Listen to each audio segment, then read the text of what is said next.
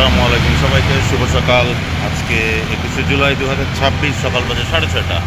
আমার আজকের গন্তব্য হচ্ছে টাঙ্গাইল এবং আমার ক্যারিয়ার হচ্ছে আমার পিছনে দেখতে পাচ্ছেন Sonia enterprise AC bus.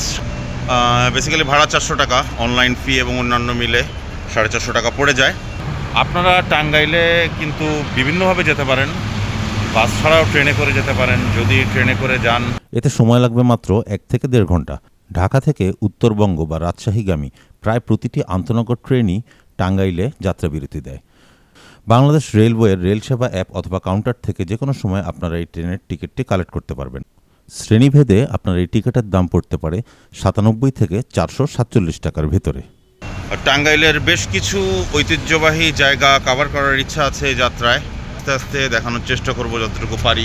Meanwhile যদি এরকম ভিডিও আরও দেখতে চান, নিচে কমেন্টে জানান কি দেখতে চান, সেগুলো আপনাদেরকে দেখানোর চেষ্টা করব। আর চ্যানেলটি ভালো লাগলে সাবস্ক্রাইব করতে পারেন। তো চলুন আমরা দৌড়াতে থাকি। Let's run with Imran. সবাইকে আবারও স্বাগতম ফ্রম টাঙ্গাইল। এখন বাজে সকাল 10:30। আমার বাস ছেড়েছিল সকাল 7টায়। যদি পুরাতন বাস স্ট্যান্ডে নামতাম তাহলে আমি আরও 20 মিনিট আগেই সেখানে নামতে পারতাম। পুরাতন বাস স্ট্যান্ড থেকে নতুন বাস স্ট্যান্ড এরিয়া পর্যন্ত আসতে প্রায় 20 মিনিটের উপরে লেগে গেল। অর্থাৎ এই শহরটা প্রচুর রাশ। আমি এখন আছি পুরাতন বাস স্ট্যান্ড পর্যন্ত যাইনি, তার একটু আগেই নামলাম। যেহেতু আমি এখানে 2-1 দিন থাকবো, থাকার জায়গা খোঁজার চেষ্টা করেছিলাম। এক রাত থাকতেই হবে, যেহেতু একটা হোটেল পেলাম, হোটেল যমুনা। যদি কেউ আসেন এখানে 309 নম্বর রুমটা নেওয়ার চেষ্টা করবেন। যদিও আমি একা, তারপরেও এই রুমটা নিলাম। একটা বিশেষ কারণ আছে, একটু এক্সপেন্সিভও পড়েছে। এখানে 3 জন থাকতে পারবেন। 3 জন থাকলে হয়তো ভাড়াটা একটু বেশি। আমি একার জন্য প্রায় 1500 টাকা নিচ্ছে। আমি বেসিক্যালি রুমটা নিয়েছি এই ভিউটার জন্য।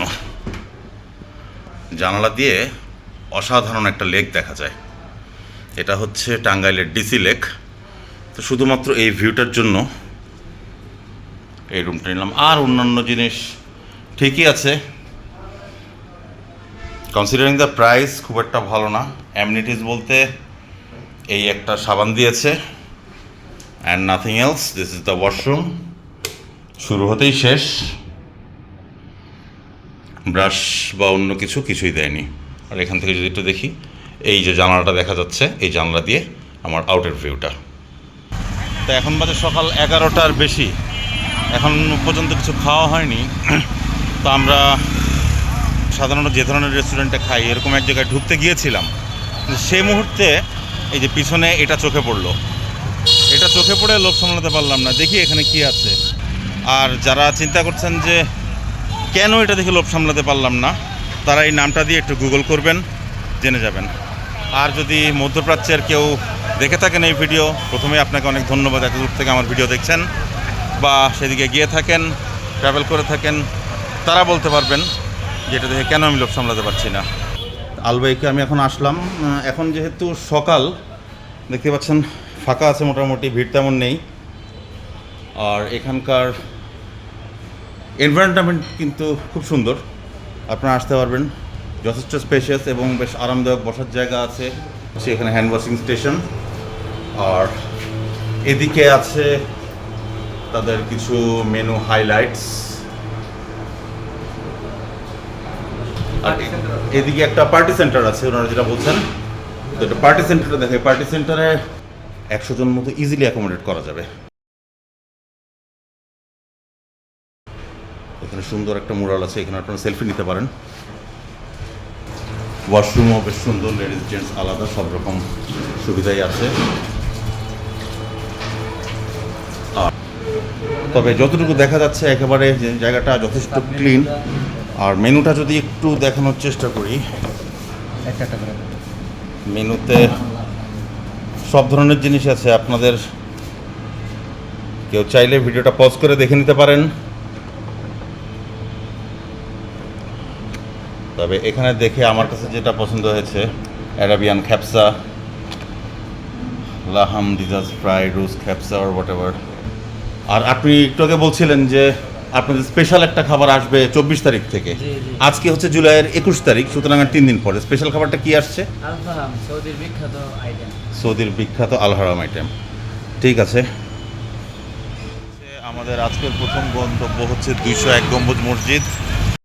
আচ্ছা, সকালে যেটা দেখাচ্ছিলাম এই সেই সোনিয়া নার্সিং হোম এবং যমুনা হোটেল, এটার সামনে থেকে আমরা স্ট্যান্ডার্ড গেলাম না, এখান থেকে একটা সিএনজি নিয়ে নিলাম সারাদিনের জন্য। সিএনজিটা আমাদেরকে 201 গম্বুজ মসজিদ, ধনবাড়ি শাহী মসজিদ এবং মধুপুর জঙ্গলের কিছু অংশ ঘোরাবে।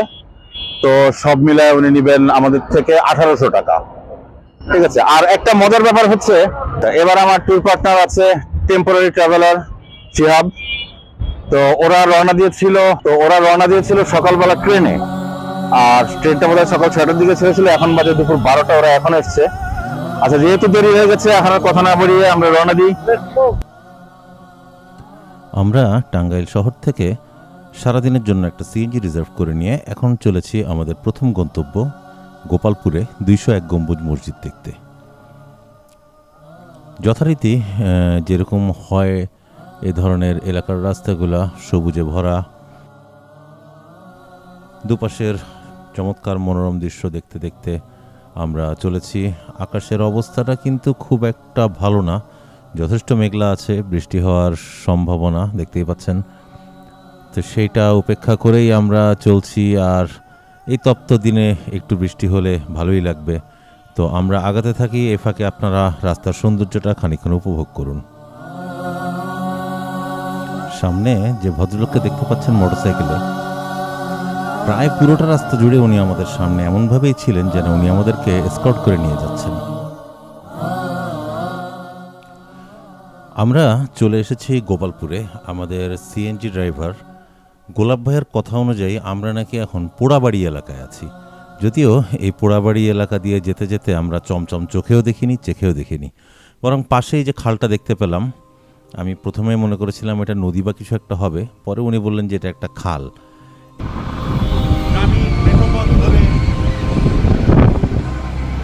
আমি এই মুহূর্তে দাঁড়িয়ে আছি টাঙ্গাইলের গোপালপুর উপজেলার 201 গম্বুজ মসজিদের সামনে। পিছনে দেখতেই পাচ্ছেন দৃষ্টিনন্দন এই মসজিদটি। তো এই মসজিদটি সম্পর্কে যতটা সম্ভব আপনাদেরকে জানানোর চেষ্টা করব, চলুন সাথেই থাকুন। টাঙ্গাইলের গোপালপুর উপজেলার দক্ষিণ পাথালিয়া গ্রামে ঝিনাই নদীর তীরে অবস্থিত এই 201 গম্বুজ মসজিদ, এটি বর্তমানে বিশ্বের সবচেয়ে বেশি গম্বুজ বিশিষ্ট মসজিদ হিসাবে পরিচিত। 2013 সালের জানুয়ারি মাসে বীর মুক্তিযোদ্ধা রফিকুল ইসলাম কল্যাণ ট্রাস্টের উদ্যোগে এই ঐতিহাসিক স্থাপত্যের নির্মাণ কাজ শুরু হয়। প্রায় 15 বিঘা জমির উপরে এই পুরো কমপ্লেক্স। এই মসজিদের মূল আকর্ষণ হলো এর ছাদের উপরে থাকা 201টি দৃষ্টিনন্দন গম্বুজ, যার খানিকটা আমি সংগৃহীত ফুটেজ থেকে আপনাদেরকে এই মুহূর্তে দেখানোর চেষ্টা করছি। এর মাঝখানে যে বড় গম্বুজটি আছে, এখান থেকে দেখা যাচ্ছে না, বাইরে থেকেও দেখা যাবে না, আপনার উপরের শটা দেখতে পাচ্ছেন, সেটার উচ্চতা প্রায় 81 ফুট। মূল গম্বুজটির চারপাশ থেকে ঘিরে থাকা এই যে আরও 200টি ছোটো ছোটো গম্বুজ আছে, সেগুলোর উচ্চতা প্রায় 17 ফুট করে। এর মিনারগুলো কিন্তু বেশ নজর করা, এই যে দেখতে পাচ্ছেন। মসজিদের পাশে নির্মিত যে প্রধান যে মিনারটি, যেটি এখনও পর্যন্ত নির্মাণ হচ্ছে, প্রায় 451 ফুট, যা বিশ্বের অন্যতম দীর্ঘ কংক্রিটের মিনার হিসাবে পরিচিতি পাবে নির্মাণ কাজ শেষ হলে। কারণ 451 ফুট কোনো মিনার আমি এখনও দেখতে পাচ্ছি না। আর চার কোণে আরও যে ছোটো ছোটো মিনারগুলো আছে, ছোট বললেও এই মিনারগুলো কিন্তু 101 ফুট উঁচু প্রতিটি। এছাড়াও 81 ফুট উঁচু আরও 4টি মিনার এখানে আছে। আসলে আমি যদি আপনাকে কমপ্লেক্সটা একটু আপনাদেরকে দেখানোর চেষ্টা করি, এই হচ্ছে মসজিদ কমপ্লেক্সটা। তো এতটুকু জায়গা থেকে মসজিদের পুরো সৌন্দর্যটা কিন্তু খুঁজে পাওয়া সম্ভব না।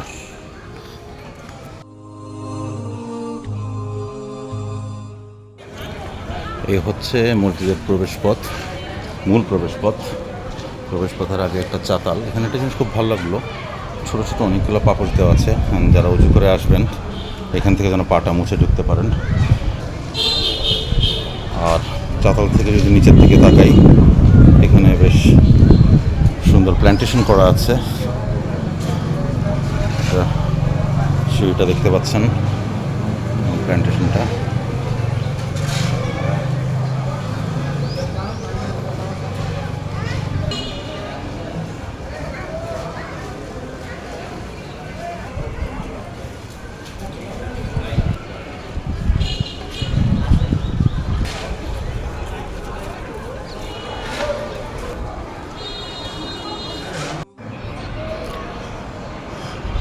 আমরা এখন আছি টাঙ্গাইলের গোপালপুর উপজেলার দক্ষিণ পাথালিয়া গ্রামে ঝিনাই নদীর তীরে অবস্থিত 201 গম্বুজ মসজিদে। বর্তমানে এটি বিশ্বের একমাত্র মসজিদ যেটাতে এত বেশি গম্বুজ আছে। 2013 সালের জানুয়ারি মাসে বীর মুক্তিযোদ্ধা রফিকুল ইসলাম কল্যাণ ট্রাস্টের উদ্যোগে এই ঐতিহাসিক স্থাপত্যের নির্মাণ কাজ শুরু হয়। প্রায় 15 বিঘা জমির উপর নির্মিত এই পুরো কমপ্লেক্সটি দূর থেকে দেখতে কিন্তু অসাধারণ লাগে। 144 ফুট দৈর্ঘ্য এবং 144 ফুট প্রস্থের এই বর্গাকৃতি দোতলা মসজিদে একসঙ্গে প্রায় 15,000 মুসল্লি নামাজ আদায় করতে পারেন। মসজিদের দুপাশে আপনারা দেখতে পাচ্ছেন অনেকগুলো দরজা আছে। দরজার উপরের অংশে এখানে মহান আল্লাহর 99টি গুণবাচক নাম লেখা আছে, আর এর ঠিক উপরের অংশে এই যে সাদা ঘষা মাজা যে জায়গাটা দেখতে পাচ্ছেন, এখানে পেতলে খোদাই করা আছে মহাগ্রন্থ আল কোরআনের সম্পূর্ণ 30 পারা। এটি এখন একটু সংস্কার কাজ চলছে, আবারও সম্পূর্ণ হয়ে গেলে যে কেউ কিন্তু মসজিদের যে কোনো স্থানে দাঁড়িয়ে সম্পূর্ণ কোরআন শরীফ পড়ে নিতে পারবেন।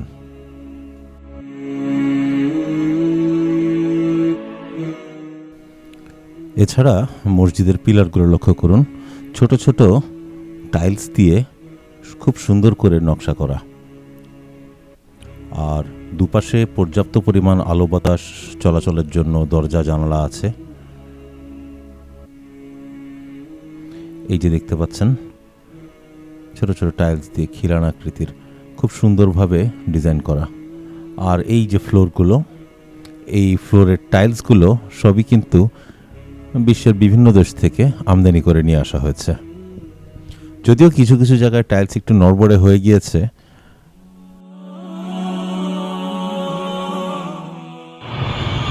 এই মসজিদে এখন কিছু সংস্কার কাজ চলছে। চীন, ভারত, ইতালি থেকে আমদানিকৃত দামি ও দুর্লভ মার্বেল পাথরের আধুনিক টাইলস।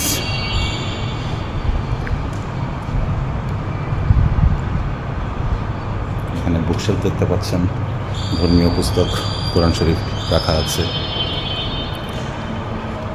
মেহরাবটা যদি দেখাই, অসাধারণ সুন্দর এবং বেশ প্রশস্ত একটি মেহরাব। ভালো কথা, এই মসজিদে কিন্তু কোনো এসি নেই এবং তার প্রয়োজনও নেই। আর এই যে মেম্বারটা দেখা যাচ্ছে, মেম্বারটা অনেক সুন্দর কারুকার্য খচিত।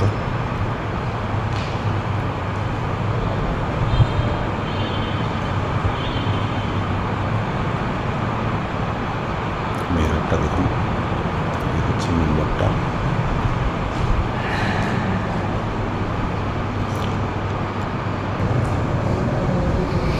আর মসজিদের চারদিক ঘেরা কিন্তু একটা বারান্দা রয়েছে, যেখান থেকে চারদিক দিয়েই মুসল্লিরা প্রবেশ করতে পারেন। এবং সবচেয়ে সুবিধা হচ্ছে এই বারান্দাটা থেকে আলো বাতাস সব একদম চমৎকারভাবে মসজিদে প্রবেশ করে।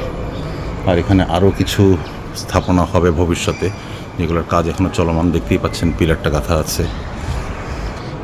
আর মসজিদে একটু পরপরই এরকম দান বাক্স দেওয়া আছে। আপনারা যদি আসেন অবশ্যই চেষ্টা করবেন এখানে যত সামান্য হোক কিছু একটা দিয়ে যেতে। আপনার এই দান সাদকায়ে জারিয়া হিসাবে আপনার আমল নামায় লেখা হতে থাকবে আশা করা যায়।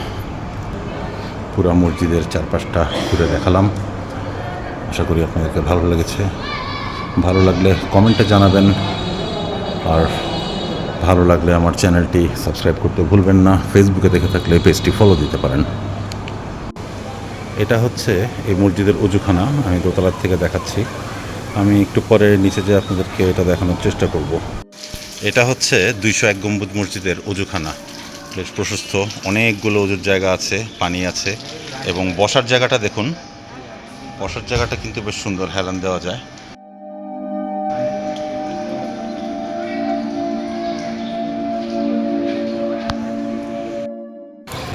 তো যতটুকু পারলাম আপনাদেরকে এই 201 গম্বুজ মসজিদ দেখালাম।